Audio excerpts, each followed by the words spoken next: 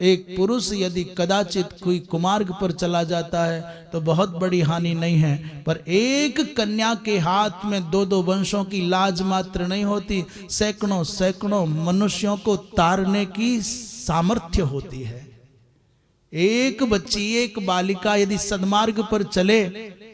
वो यदि सदाचार पूर्वक जिए, वो सनातन संस्कृति के सिद्धांतों का अनुपालन करने वाली हो, तो फिर वो एक एक परिवार की बात नहीं, दो परिवार की बात नहीं, अपने जीवन में सैकड़ों सैकड़ों मनुष्यों को सत्कर्म करने की प्रेरणा दे सकती है, सन्मार्ग में लगा करके भगवत प्राप्ति का मार्ग दिखा सकती है, यदि वो सदाचार संपन्न हो तो। और एक बालिका, एक बच्ची यदि कुमार्ग पर चली गई तो अकेला जीवन नष्ट नहीं होता, उसके कारण सैकड़ों सैकड़ों जीवों का पतन हो जाता है। इसलिए ऋषियों ने, महर्षियों ने प्रारंभ से शास्त्रों में पदे पदे, सत्संगों में पदे पदे पुरुष की शुचिता पर भले ही कम बोला हो।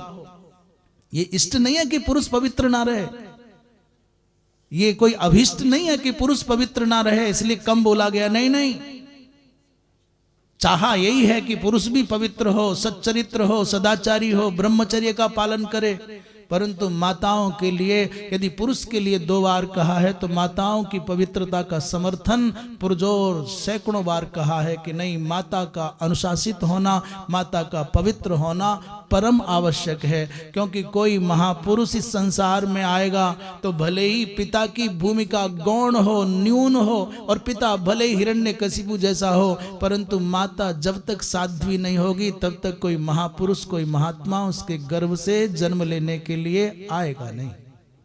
आप इतिहास उठा करके देखना, माँ कदाचित, पिता कदाचित चूक रहा हो जीवन जीने में, जीवन जीने के ढंग में, परंतु कोई महापुरुष आएगा, भले ही वो माँ निर्धन हो, चाहे भले ही माँ किसी भी परिस्थिति और जाति की हो, परंतु वो जब तक साध्वी न होगी, जब तक उसके चित्त में भगवान के प्रति सद्भाव न होगा, उसके चित्त में दिव्यता न होगी, तब तक कोई महापुरुष उसके अंक का वर्ण नहीं कर सकता।